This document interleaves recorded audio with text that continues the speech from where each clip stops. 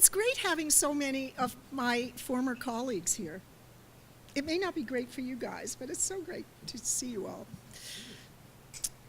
Stefan, Tommy, Jim, Claudette, Senator McCoy, Grant, all of us. We could almost have a caucus. Are we allowed to use that word anymore?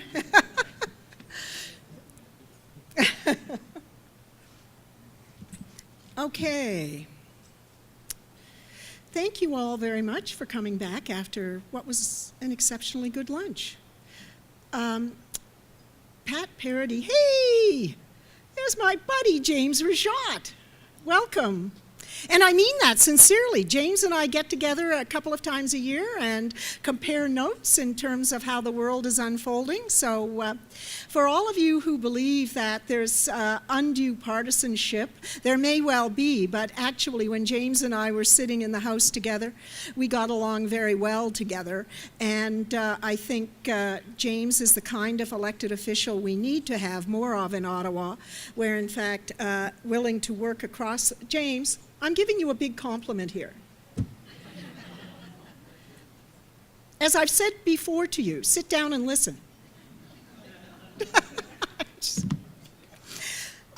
Let me say, I was saying, James, quite seriously, that I think Mr. Rajat is the kind of elected official, regardless of party, that we need more of in Ottawa, because James was always willing to work across party lines, focus on the important policy issue at stake, and try and figure out what the best outcomes might be. I think as a former minister for 12 years in the governments of Mr. Chrétien and Mr. Martin, it was always nice to have people like James on the other side of the aisle who were willing to, in an open, honest way, have a discussion around what in many cases we wanted to achieve together for the betterment of the country. So that's all I'm going to say about you, James. Anyway, except, well, there is one other thing I could say, but it would probably be really out of line. But now that I've said that, I have to tell you. I have actually always believed that James should be in cabinet. Anyway, we're not... No, I know.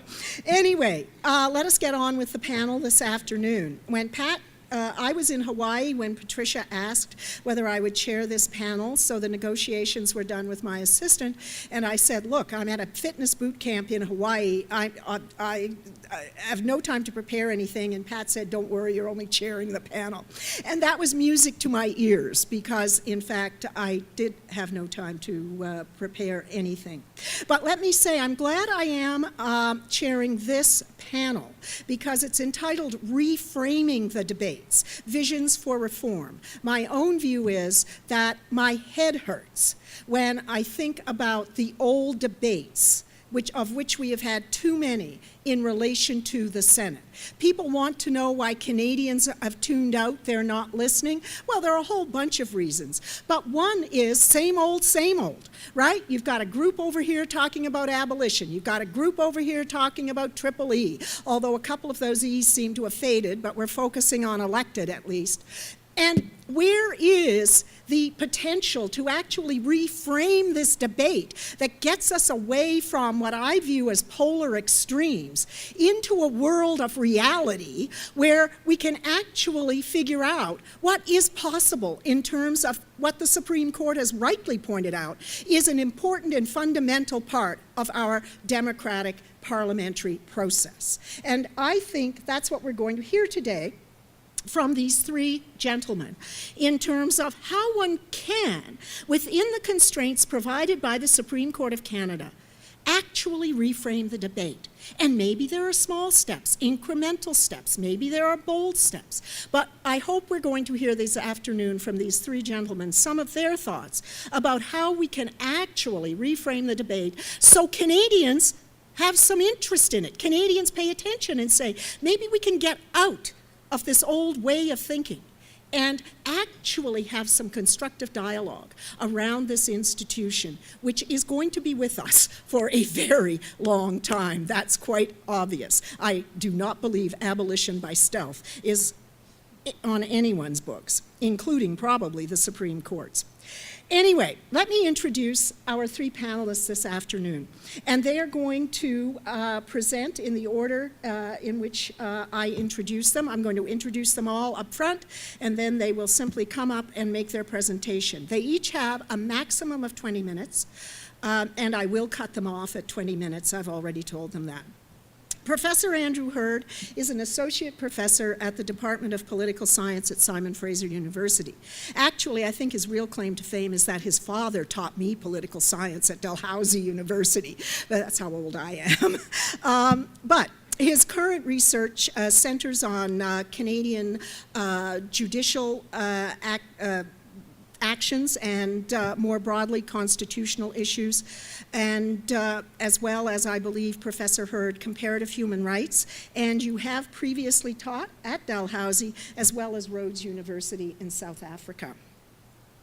Professor Adam Dodek, last time Adam and I saw each other, we were at a wedding in Ottawa last year of mutual friends. Adam is an associate professor in the Faculty of Law at the University of Ottawa. He is the founder of the faculty's public law group. He teaches and researches in the areas of public law, the legal profession, the judiciary, and legal ethics. And actually, you clerked for Mr. Chief Justice Lemaire. Oh, LaRue Dubé. So Adam was clerk for Madame Justice LaRue Dubé, one of our most distinguished members of the Supreme Court. He has also clerked in the Supreme Court of Israel and the U.S. Court of Appeals for the 9th District. Remind me where the 9th District is. California, big district.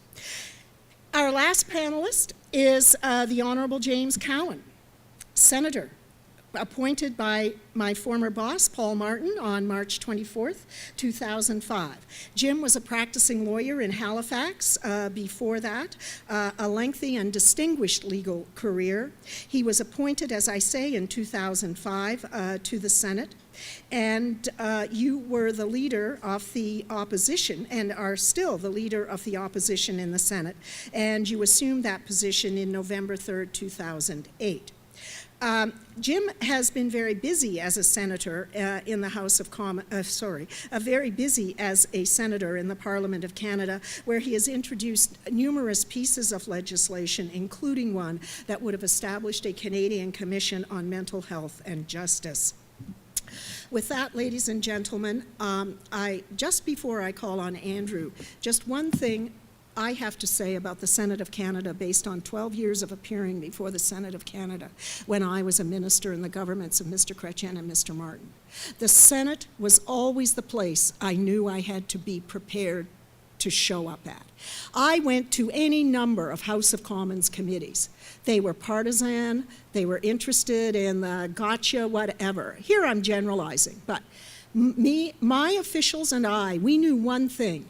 In those days, when we showed up at the Senate, we had to be prepared because they were prepared and they worked together across party lines. One of my favorite senators is Senator Raynell Andrechuk.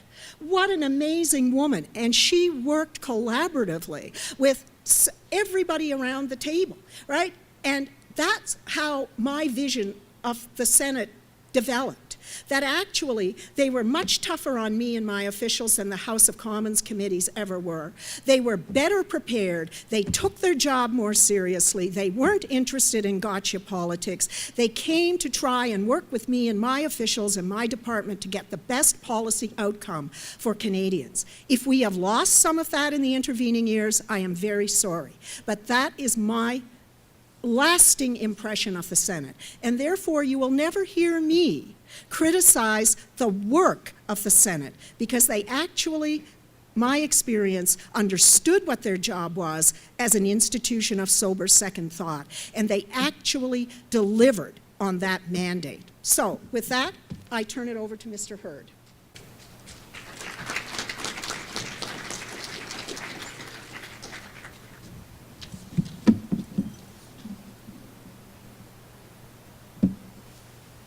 You'll be pleased to know I've just started a stopwatch, so I have some idea of how long I'm going.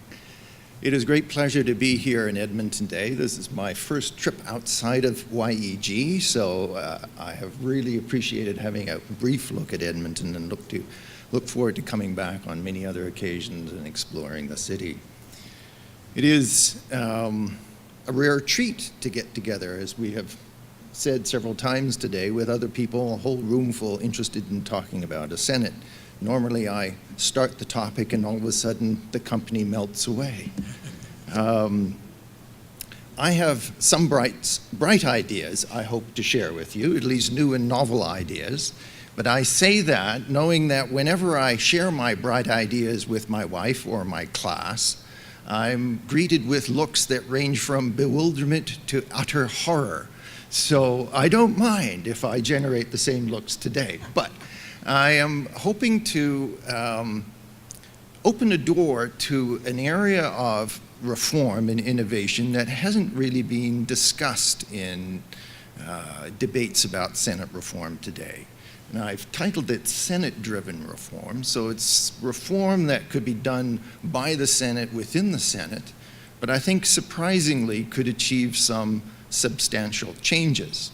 Now, whether those changes that I suggest are practical, desirable, or anything else is, in a sense, mute.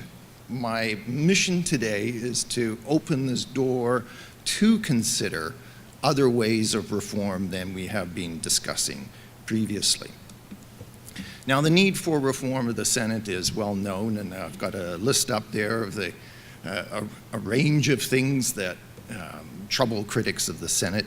I don't need to go through them all, but they cover a gamut, a range of things which are perceived to be problems with the Senate that undermine its effectiveness and certainly its position in the legislative system. But looking at those areas in need of reform, I actually am fairly optimistic because I do believe most of them can be tackled. And even in the wake of the Senate reference, I believe there's a lot of room open for us for non-constitutional reform that can result in meaningful change in the Senate. There are three ranges of possible reforms having to do with the appointment process, codes of conduct, as well as the powers of the Senate. Each of these three areas, I think, are able to be tackled through non-constitutional means and to have some substantive impact on the Senate. The appointments process can and should be reformed by the Prime Minister. Just as a brief aside, building on some of the discussions from this morning, the Prime Minister could set up a body to advise the Prime Minister on independent, nonpartisan, or multi-partisan appointments, a la the UK Appointments Commission. If one wanted to sidetrack the Prime Minister, one could set this up as a committee of the Privy Council. I don't think this actually needs legislation. After all, we don't use legislation for cabinet committees.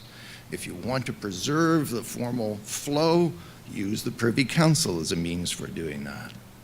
Codes of conduct have been discussed and implemented in the Senate already. There's room for more reform, but I think the Senate is quite capable of dramatically changing a number of issues that have plagued it over the years. And then finally, the powers of the Senate have been viewed as essentially off the table because there is a fear that these kinds of changes could only be tackled through formal constitutional amendment with federal provincial agreement. And the moment you talk about the powers of the Senate, you talk about how they are appointed, and the whole thing snowballs into an unmanageable set of proposals. The focus of my talk today will be on trying to reform the powers of Senate through the rules of the Senate. To tackle the legislative powers of the Senate, we need to start with some kind of notion of what we think the Senate should be doing in the legislative process. We heard there are competing models of this. I'm going to pursue one of them.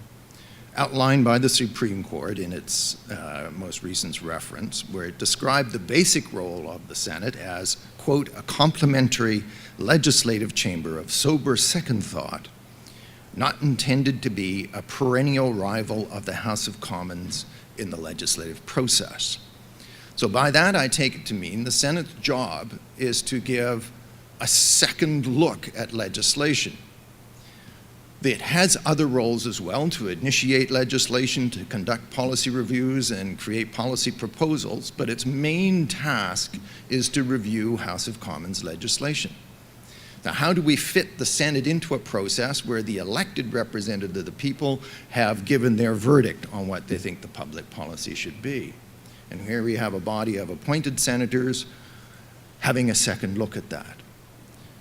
There are criticisms of this from those who challenge it on democratic grounds. How dare unappointed people thwart the will of the elected MPs?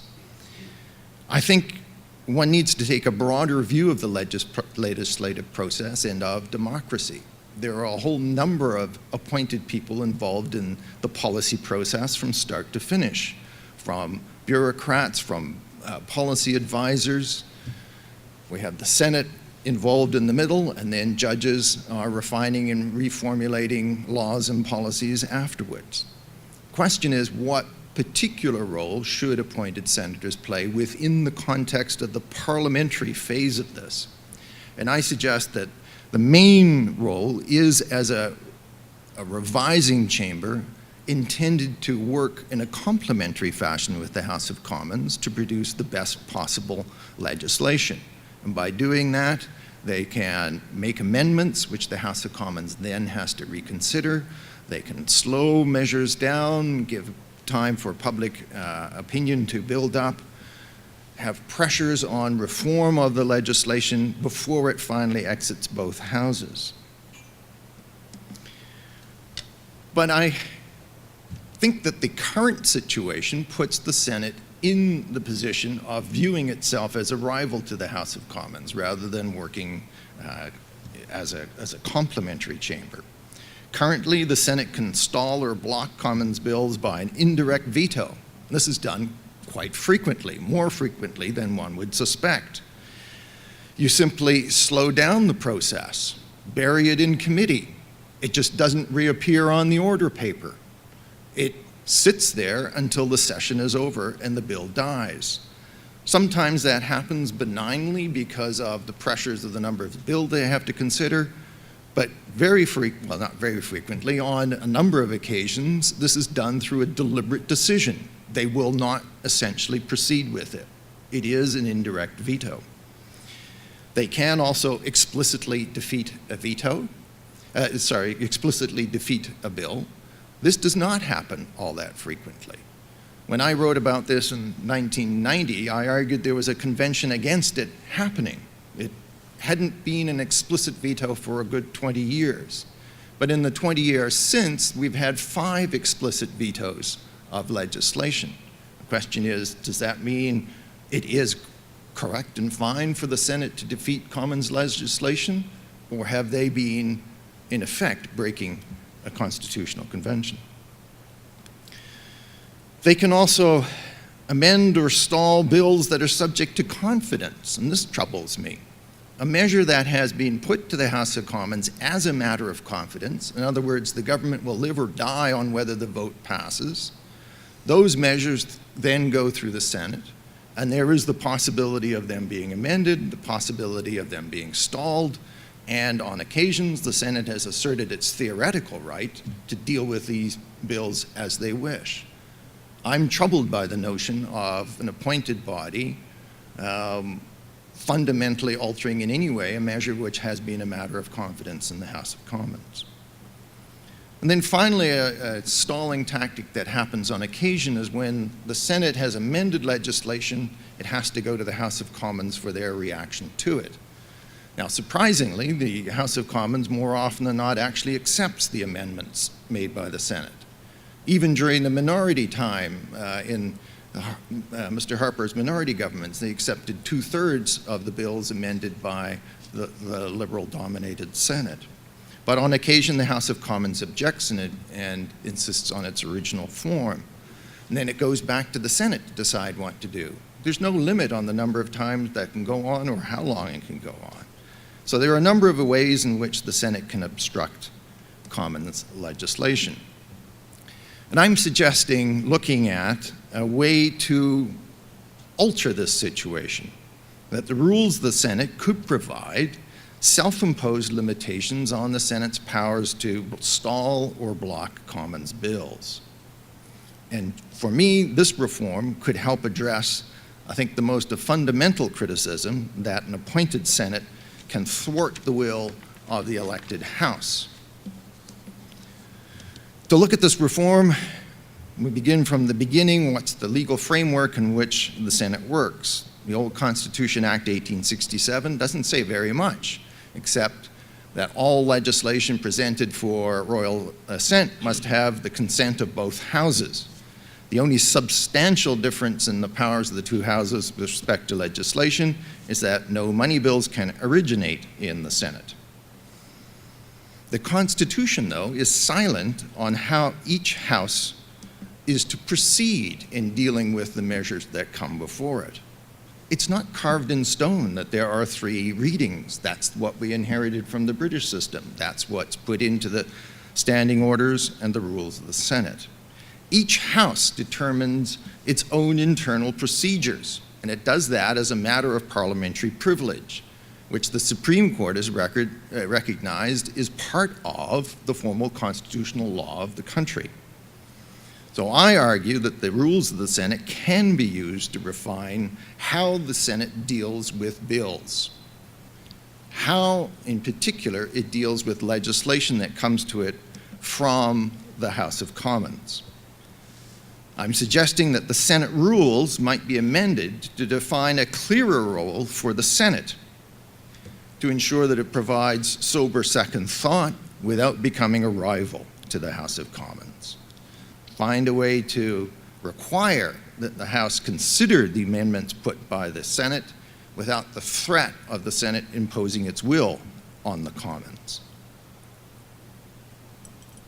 In short, what I'm proposing is an almost suspensive veto that might be achieved through changes to the rules.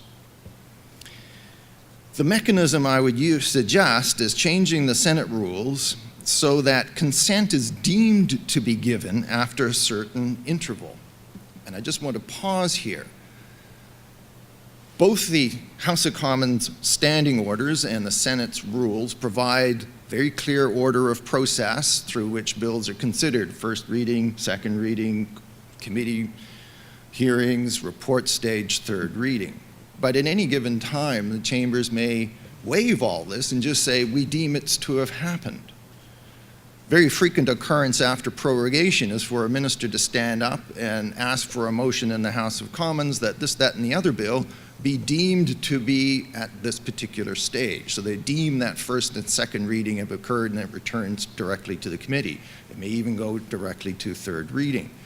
On a couple of occasions, they've even deemed that a bill has gone through all 3 readings and it is automatically referred to the Senate. So there's nothing new in using this fiction that a stage is deemed to have been occurred.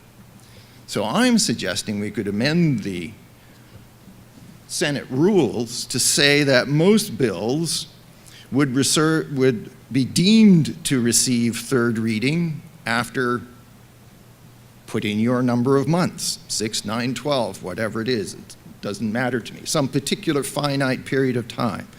So most bills would be deemed to receive third reading after, let's say, 12 months if they have not already passed. That gives the Senate that period of time to hold hearings, propose amendments. They can process it as they normally would, but it makes them stick to a finite timetable. If they have not dealt with it in that time, then it's deemed to have received third reading and would go on for royal assent. Supply and budget bills could be singled out for more expeditious treatment. And this is, again, following a model of the UK, where the House of Lords holds up these measures for 30 days. It could be 30, 45, 60, I don't mind. But the idea is we single out matters which have been of explicit, clear confidence and matter in this sense, and that the appointed Senate can debate them, can discuss the merits of it, but it is deemed to be passed after a certain period of time. It is the judgment of the elected MPs that does matter on these issues. It is important to have a discussion in the Senate, but it is the judgment of the MPs that matters. The third one deals with the elongated ping-pong schedule that can occur after the Senate has amended a bill, it goes to the House of Commons, comes back to the Senate, and every now and again then goes back to the House of Commons before it comes back to the Senate again. That recurrent transfer between the houses, to me, is, number one, inefficient, but it seems to defy the role of the Senate. If it is to provide sober second thought, it can be done in one stage. It creates amendments, has reasons for why these bills should be changed in this fashion, and that amended bill is then sent back to the House of Commons. The House of Commons has to consider the merits of those amendments and the wisdom of their own form of the bill. If the House of Commons sees merit in the Senate amendments, it agrees to them. Great. The bill goes off to royal assent. But if the House of Commons insists on some or all of its original provisions, I believe the work of the Senate should be considered to be done. It has forced sober second thought on this issue. The MPs have returned to it, and they have pronounced their judgment on it. So this could be facilitated through a change to the rules that would say that Senate consent to a bill, i.e. third reading and however you wanted to formulate it technically, would be deemed to be given after the House of Commons returns a bill that has been amended by the Senate. Another option, and this is where I recognize I'm getting a little flaky, is perhaps we could distinguish between votes in the Senate that propose amendments and those that deal with life and death situations. So amendments might require an ordinary majority, but votes on second reading, third reading, report stage may require a supermajority to defeat. One may even require, could go out on a limb and say you need unanimity on this if you want to defeat it. The idea is to really raise the bar for the Senate to take extreme action on Commons legislation. And this could be done in a number of different ways. I'm just suggesting some examples. Now, there are objections to these reforms, and the traditional defense of the full powers of the Senate is that a threat of the veto is needed in order for the Senate to be taken seriously by the House of Commons. And Senator Serge Joal put it quite succinctly. Without the power to veto legislation, the Senate would be nothing more than an advisory chamber and little more than an upscale focus group. Now, my response to this is that the UK House of Lords is far more active than the Senate and in many ways far more successful in the legislative process, despite only having a suspensive veto. Between 1999 and 2007, there were 400 government defeats in the Lords, and half of the Lords' amendments to bills were accepted in the House of Commons. This is a remarkable track record, and they did that without the threat of a veto. Now, my caveat, changes made through the rules are vulnerable. This may be more practical than theoretical, but my proposals are offered as an illustration of an alternative route to Senate reform. So my vision for reform is that meaningful non-constitutional reform is possible. A bold vision is for the Senate to self-limit its legislative powers.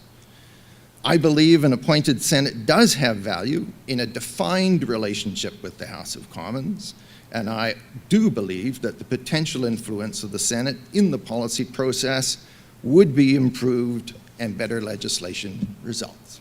Thank you.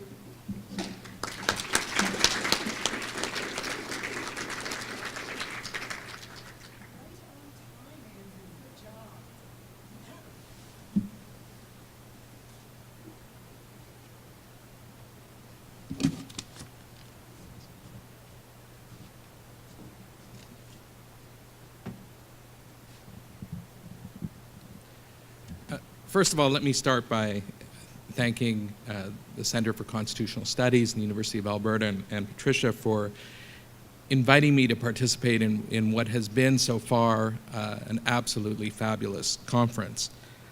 When I received the invitation, I was on sabbatical. I'm still on sabbatical. I was on sabbatical in Jerusalem in the fall, and it was about 25 degrees. And the thought of coming to Edmonton in the middle of March was either foolish on one hand or perhaps bold on the other. And as it turns out with the weather today, maybe it was bold.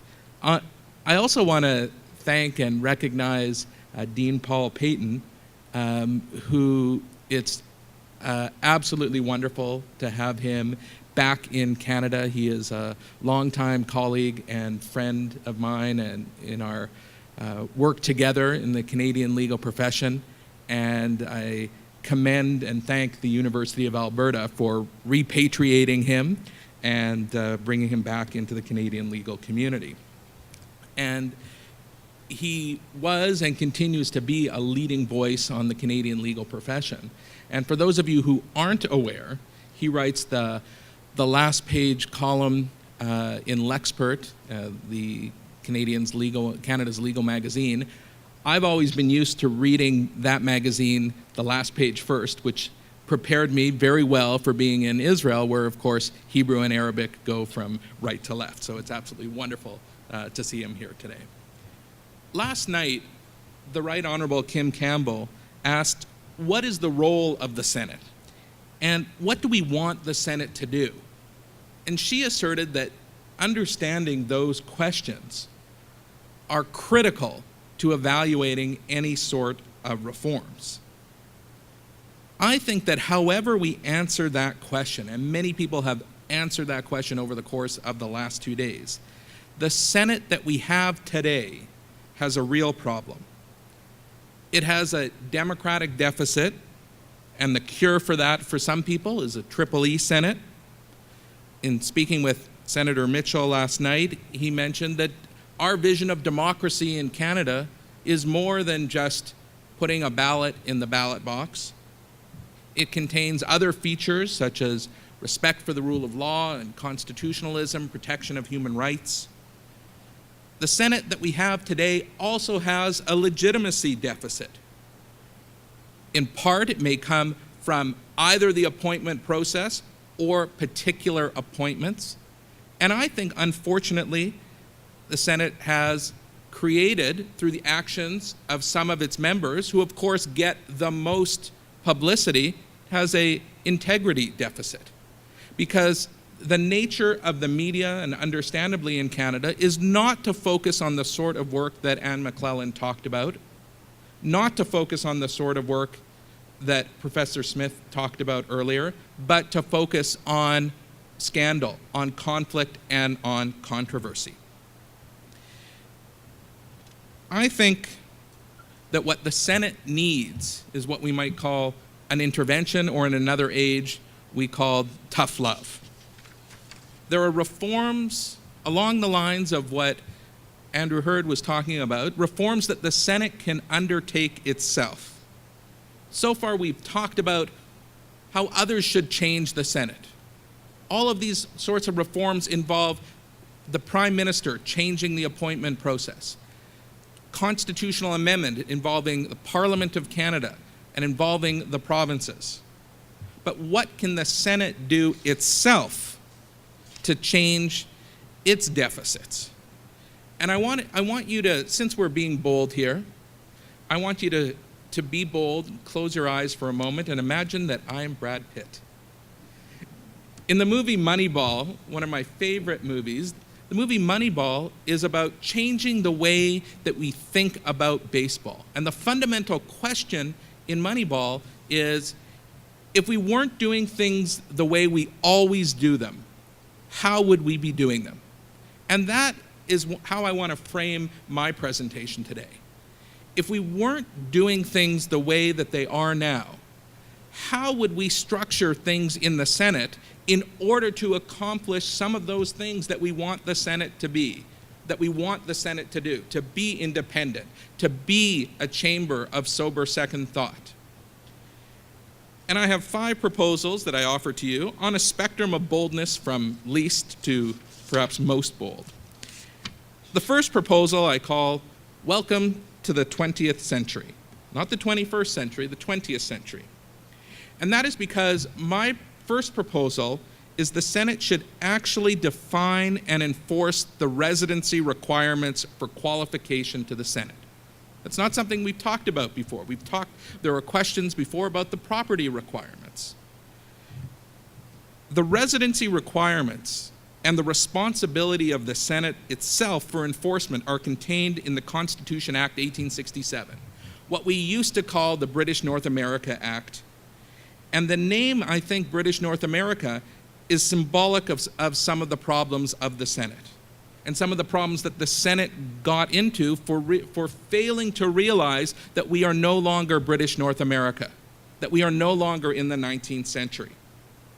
Section 23 of the Constitution Act 1867 defines qualifications for senators and requires, among other things, that senators must be resident in the province for which they are appointed. And Section 31 says that a senator becomes disqualified if he or she ceases to be qualified in respect of residence, among other things. But what is residence? How do we know? How do we determine residency? Who determines it? Well, the Section 33 of the Constitution Act says, if any question arises respecting the qualification of a senator or a vacancy in the Senate, the same shall be heard and determined by the Senate. We had a lot of discussion this morning about the importance of the word shall. These provisions have been around since 1867, almost 148 years. They are 3 of only 16 provisions that deal exclusively with the Senate. And I would go so far to say that our Senate has been guilty of constitutional negligence by shirking its constitutional duty by failing to define and enforce what residency is. And that has threatened the autonomy of the institution. It will inevitably invite court intervention at some time, which will result in a complete lack of deference to the Senate because the Senate hasn't done anything in this respect. For those that think defining residency is hard, I think that is an absolutely spurious or ridiculous argument. We define residency all the time for going to school, for going to high school, for residency for university, where you vote, for tax purposes, for health insurance, and the list goes on. Last night I was talking with Professor Eric Adams, whose nephew plays Little League and in Ottawa and routinely beats up on my son's team. His nephew represented Canada in the Little League World Series several years ago. If you go on the Little League website, you will see that in order to play Little League in Canada at age 11 or 12, you have to submit an affidavit with proof of residency with a list with 3 pieces of identification from a list of approved documents. So now let's be absolutely clear. To represent your league playing baseball in this country, you need to produce more proof of residency than you do when you are summoned by the Governor General of Canada to represent your province in Canada's Senate. Number 2, making the Senate a full-time job. The Senate has a serious credibility deficit, and I think it needs members who are wholly committed to the job and to the institution. This morning, Linda Trimble talked about the problems of business ties with some senators holding other jobs, sitting on corporate boards, etc. I think that the Senate needs to demonstrate to Canadians that its members are 100% full-time committed to the job. Senators earn an annual salary right now of $138,700. According to media reports in the last couple of days, that's set to go up to over $140,000.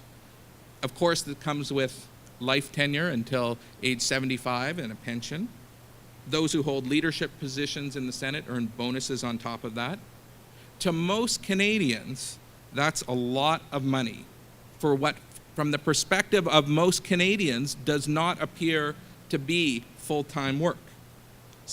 In 2012, the Senate sat for 91 days. Of course, senators have committee work, but they don't necessarily have constituencies to return to. Perhaps in light of my first point, they should.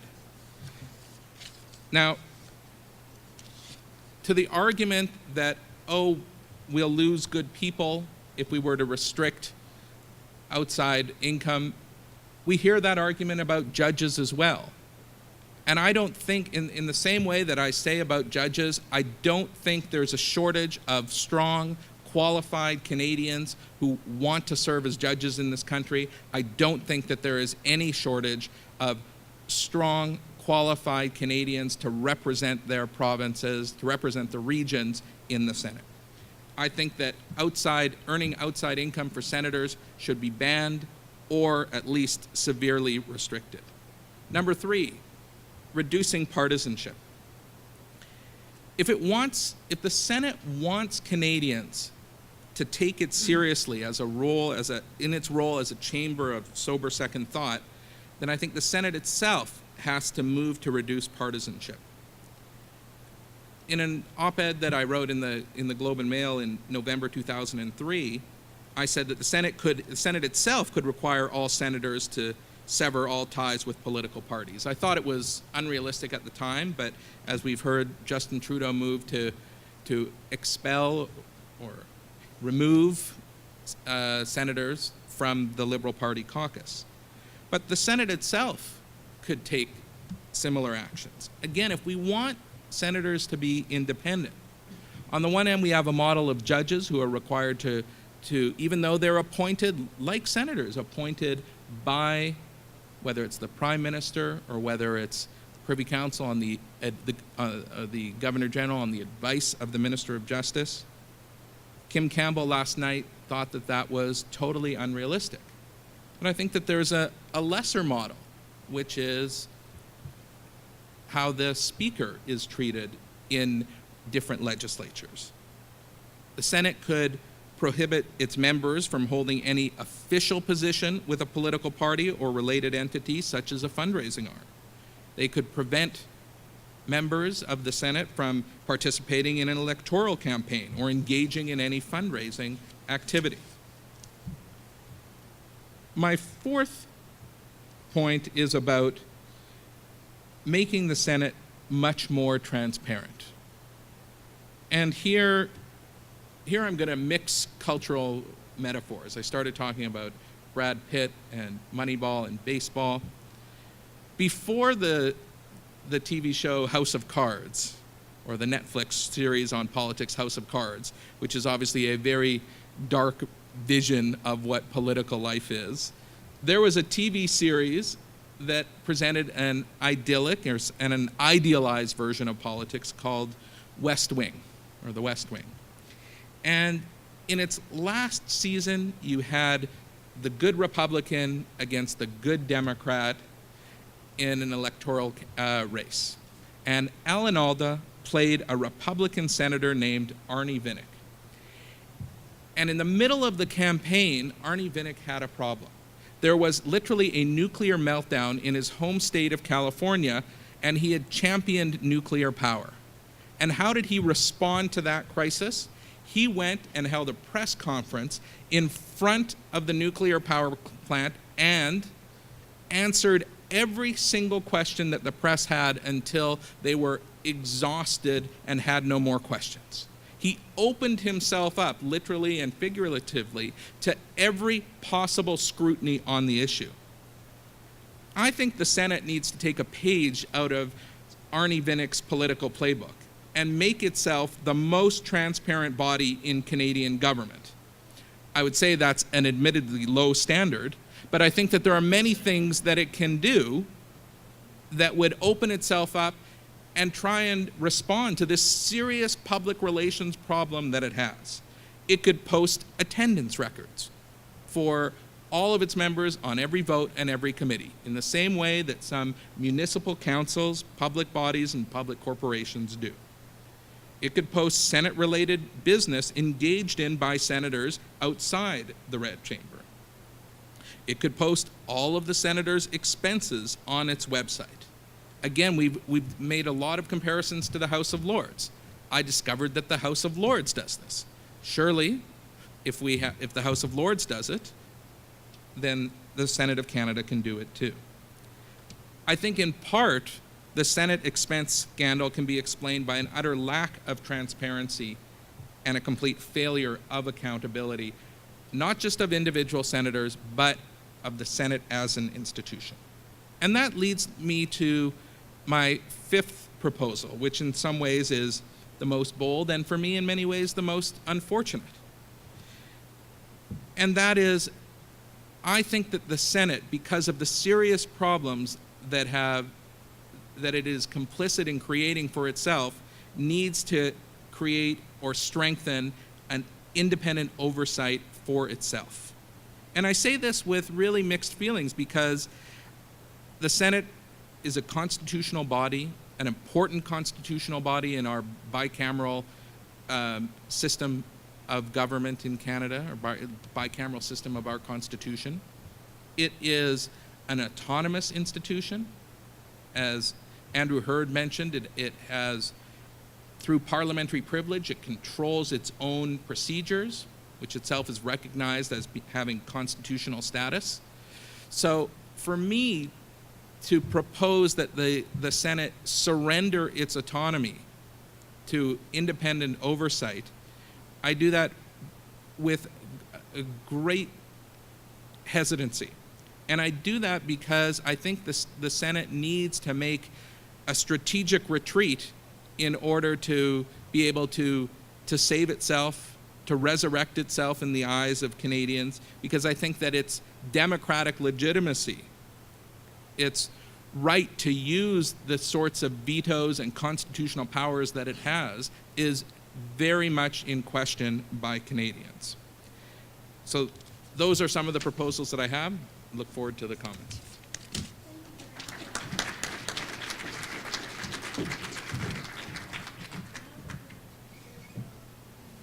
Real insider, Senator James Cowan, and I know we're all looking forward to how you might reframe this debate. Thank you, Anne, and delighted to be here, and thank you to the organizers for organizing this and for inviting me to be a part of it. I've enjoyed, as I'm sure all you have had, the discussions that we've had last evening and today, and I thought that I might bring you the viewpoint of an insider, perhaps even one might consider an inmate of this institution that we're talking about. But I suppose I should declare my interest. It's an obvious interest. I'm a senator, so I have an interest in the institution. My colleagues, Grant and Elaine and Claudette and I were appointed almost 10 years ago. So we're coming up on our anniversary, appointed the same day. And for me, being the oldest of this group, I have less time remaining than they do. But I do have an interest, not just because I'm a senator, but because I really do believe that the Senate is an important institution in our democracy. And I have seen, as they say, up close and personal, what the Senate can do. I must say that I think that the Senate is not anywhere near reaching the potential of the good that it can do. And I find it very frustrating and even discouraging to see what is going on. I agree with the organizers of the conference that it's time to be bold, it's time to look at boldness. But I think on the one side we need boldness, and on the other side we need a lot of courage. And I think it's courage from those who are looking at the Senate from the outside, but I want to talk particularly about the courage that's required of those of us who are on the inside. Now I want to be frank this afternoon. I will try to be fair, but some of you might suspect that when I'm finished, but I'd be happy to defend or discuss any of the points I made. But I felt that I could most usefully bring to you, to the discussion, how it is to be there, what it feels like to be part of this institution that we're talking about. Let's recap briefly sort of where we are. And we've done a lot of talk about the constitutional reform efforts over the last little while, but where we are is the Prime Minister came to power almost 10 years ago, promising that he would bring about Senate reform. His idea of Senate reform was focused on two things: elections and term limits. And he insisted that those were changes which could be carried out by Parliament alone. Most constitutional experts, some of whom are in this room tonight, said that he was wrong. And the Supreme Court of Canada agreed with the experts. Now, the Prime Minister then said, well, the court made reform of the Senate impossible. He said, the Supreme Court has said these are only decisions the provinces can make. His conclusion was, we are virtually stuck in the status quo for the time being. Now, I disagree with Mr. Harper on both points. I think that once again, on the interest of Senate reform, he was wrong. Mr. Harper, or for that matter, Mr. Mulcair, if they wished, could pursue their chosen Senate reforms: term limits and Senate elections for Mr. Harper, abolition for Mr. Mulcair. But to do so, the federal government needs to engage with the provinces. As the Supreme Court confirmed, that is what is required in our federation. But that's not something that the Prime Minister is prepared to do. He seems to have an almost allergic reaction to sitting down with the provinces and the territories to talk about anything, let alone Senate reform.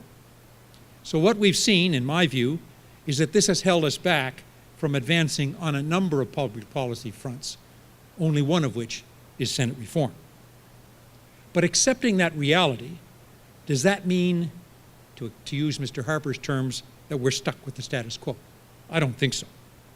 We've lost 10 years of potential progress, but there are ways in which the Senate can become more effective without any need of constitutional amendment.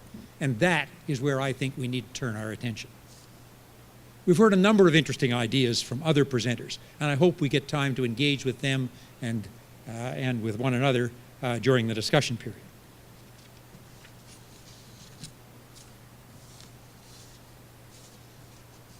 But the basic point is, how do we make a body of individuals appointed to age 75 with an uneven distribution of seats among the provinces and territories? How can we make that body and those individuals who constitute that body function more effectively? I've read the Supreme Court of Canada decision a number of times, and I believe with the positive that there are, I think as somebody said this morning, you can take it as a bad thing, you can take it as a positive thing. I take it as a positive thing. I think that the court actually gave us a very useful roadmap to point us in a number of directions in which we can improve the Senate without any need for constitutional amendment. The first question, I think, is what do we expect the Senate to do? Now, as an aside, that's a problem that I had with Mr. Harper's proposal. It never asked that question.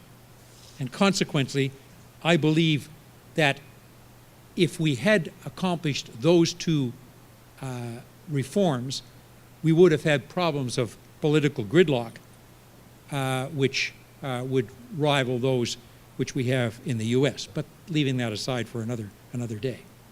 The court clearly enunciated the historical and modern-day role of the Senate in our bicameral Westminster parliamentary system of government. The court said a number of times that the Senate's fundamental nature and role is as a complementary legislative body of sober second thought. And I think every presenter, the Prime Minister last night and all of us today, have come to that phrase. Now, there's a lot packed into that very short phrase. The Senate is to be complementary to the House of Commons. It's not to be a rival. And the Senate is a legislative body. It's designed, in the words of the court, to ensure that they would confine themselves to their role as a body mainly conducting legislative review, rather than as a co-equal of the House of Commons. Legislative review is our primary responsibility. I often say that's job one. That's the meaning of sober second thought. There are a lot of other things which the Senate does and indeed has done very well, and we can talk about those later. But those are, in my view, very much secondary to this job one of legislative review. And unless the Senate does that job of legislative review properly, it will not have any credibility as an institution, and it won't have any credibility on any of the other things which I think are secondary roles for the Senate.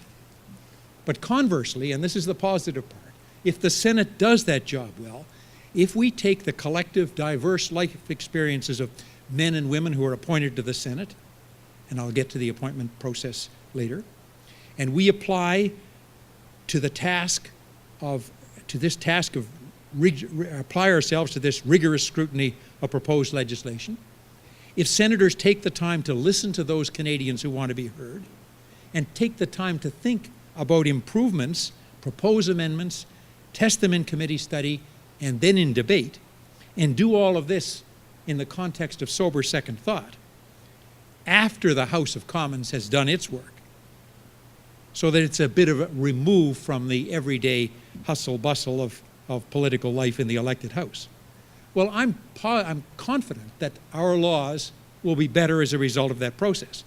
And the Senate as an institution would make a positive contribution to our parliamentary process. But here's the critical point. This just isn't happening. Because to do that job properly, the Senate has to be independent.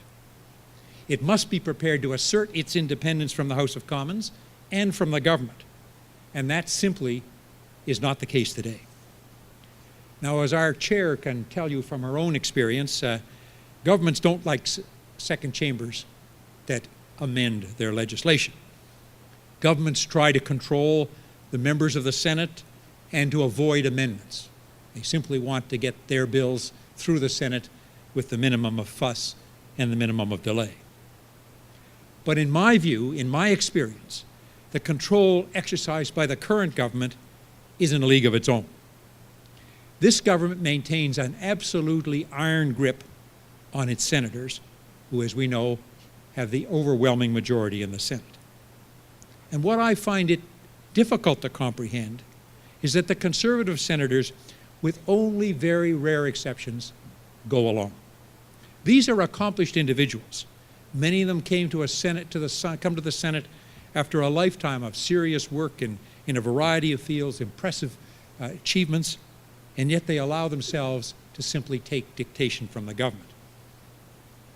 The old notion of the Senate, or the Parliament, or at least the Senate, being a place of spirited debate of serious issues, well, these days, that debate is seriously one-sided. I'll give you a recent example. You know of the motion the government introduced to put Parliament Hill security under the control of the RCMP. Now, a proposal, whether it's a good proposal or a bad proposal, has significant constitutional implications. And there were a number of very thoughtful, insightful speeches. But all of them came from the opposition side of the chamber, not just from those in my caucus, but from folks like Elaine McCoy, who sit as independents in the chamber. None of the issues raised by any of us were even addressed by anybody on the government side. They simply sat there, stony-faced. And that's the new norm for matters that come before the Senate. Reasoned critiques of bills presented by witnesses, or comments on bills by witnesses, commentators, parliamentarians, they're not even acknowledged by the government. They simply go unanswered. In most cases, government senators simply do not even engage in debate. They sit silently, waiting for the vote to be called. So in my view, it's wrong for someone to suggest that government senators are gagged. I think they're muzzling themselves. The committee process, which I think most commentators would agree is the best part of the work the Senate does. This is becoming even more tightly controlled. We know that committee witness lists are not even finalized until they're approved by the government. In one case, a recent case, only witnesses who were prepared to testify in support of the bill were allowed to testify. This was not a government bill. but it was a bill introduced by a government senator, private member. Witnesses with different views, including the ambassador of the country who was affected by this bill, who asked to be heard, were denied the opportunity to do so. Senators were only allowed to hear one side of the issue, the side the government agreed with.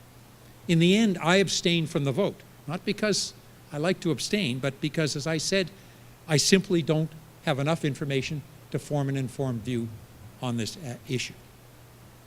And then, as to what's actually done with the bill, that too is predetermined. In some cases, not in all, but in some cases, government senators actually have scripts where each one reads an assigned part, a sort of dance choreographed by the government leader's office. In another instance, and I'm giving you actual cases here, a senator, very highly qualified senator, one appointed by the current prime minister, discovered a mistake in a bill.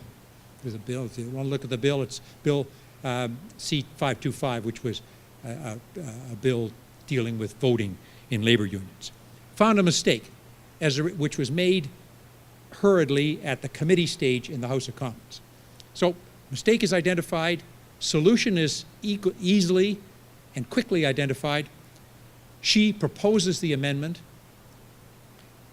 She's overnight removed from the committee, and the next day, the amendment is voted down. My office found a similar amendment, a mistake. I proposed a similar amendment. That went the same way of her vote, of her amendment. A few days later, report stage in the Senate, I propose an amendment, my amendment, her amendment put together, and she is forced to stand there and vote against her own amendment. And the idea is, look, we can't amend it now. We know there's a problem. We just need to pass this bill, and we'll fix it up later. That's just not good enough. And I think that episodes like that bring the Senate as an institution into disrepute, and they make a mockery of the sober second thought, independent process which ought to characterize, in my view, the Senate's legislative review process. If we're not prepared to do that sort of thing, then we become simply a very expensive debating club. And I don't think that that's what Canadians want. That's not what the Supreme Court of Canada said we should be. And I don't think it's what those of us who serve want to be either. Now, as we've heard, the government's position is that the role of the Senate is to pass government legislation. And recently, when Prime Minister Harper was asked about making further appointments to fill what I think is 17 or 18 vacancies, this is what he said. We're able to continue to pass our legislation through the Senate, so from our standpoint, the Senate of Canada is continuing to fulfill its functions. That is not the Senate's function. The Senate's function is to deal with government legislation, but its function is not simply to pass that legislation. That's the Senate as a rubber stamp. Now, we can talk later about whether Linda was right when suggested earlier that this is sort of the death of the Senate by attrition. We'll see. But the fact is that this is the way that it is going, and I think that those are the facts. That's the way the Senate is currently operating. So the vision that I would put forward for reform of the Senate is quite simply this. Let the Senate do its job. Who would have imagined that that would be a radical, bold suggestion? But in my view, today, it is. We need to reclaim the independence that we were supposed to have by virtue of being appointed until age 75. Now, let me be clear. I believe in a political party system. I'm a strong proponent of the Westminster parliamentary system with a government and an opposition. I believe in party politics. I'm a Liberal. I'm a proud member of the Liberal Party of Canada. But we seem to have erased the line in the Senate between party support and blind party discipline, what David Smith has referred to as the distinction between partisanship and party discipline. And that is what is preventing the Senate from doing an effective job in our parliamentary democracy. Now, and this comes no surprise that I wanted to talk about what we're trying to do things differently. As has been suggested several times, we were made independent, cast loose, or we were no longer members of the National Liberal Caucus after the 29th of January of 2014. And that was Mr. Trudeau's plan, focused on removing patronage and partisanship from the Senate, so that we're no longer members of the National Liberal Party, National Liberal Caucus. We're all members of the Liberal Party of Canada, and we still support the party. But what did change is that from that point on, there has never been any suggestion that any of us take direction from the leader of the Liberal Party of Canada or from his colleagues like Stéphane Dion in the House of Commons. We are truly independent. So we do recognize and we do practice that distinction between partisanship and party discipline. Now, we were obviously surprised by the events of January 29. We had no foreknowledge. But we've done three things since then, and I'd be happy to expand on them later, but we've done three things. First of all, no votes in the Senate on our side are whipped. Everybody's free to vote exactly the way they want to, but we do not whip votes. You're expected to vote, but you're not required to vote on any vote in any way. The second thing we've done is we realize that we no longer have to achieve a consensus on any piece of legislation. So we've opened up our caucus meetings to the public. We invite the media, we invite the public, we invite other parliamentarians, and the discussion on issues is held in public. And at the end of the day, we don't have to come to a common position on anything. And I know from when we were part of that caucus how it was necessary to arrive at that consensus. But we don't have to do that. The third thing that I would mention is that we are inviting Canadians to send questions into us that we will ask of the government in the Senate.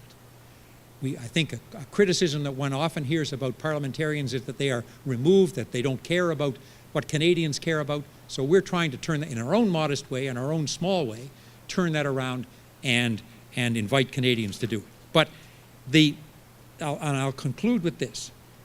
The goal ought to be an independent Senate, senators who are acting independently, a Senate that is acting as an independent institution that is focused on its constitutional role, primary constitutional role of legislative review. And until we get to that point where all senators feel that independence and are prepared to exercise that independence, I'm afraid that we will be caught in this very difficult situation that we're in now that leads to a lot of the concerns about the legitimacy of the Senate on a go-forward basis. Be happy to discuss any of those points. I've tried to be fair, James, and if I haven't, you're going to be on a panel after me, so you'll have the last word. Thank you very much.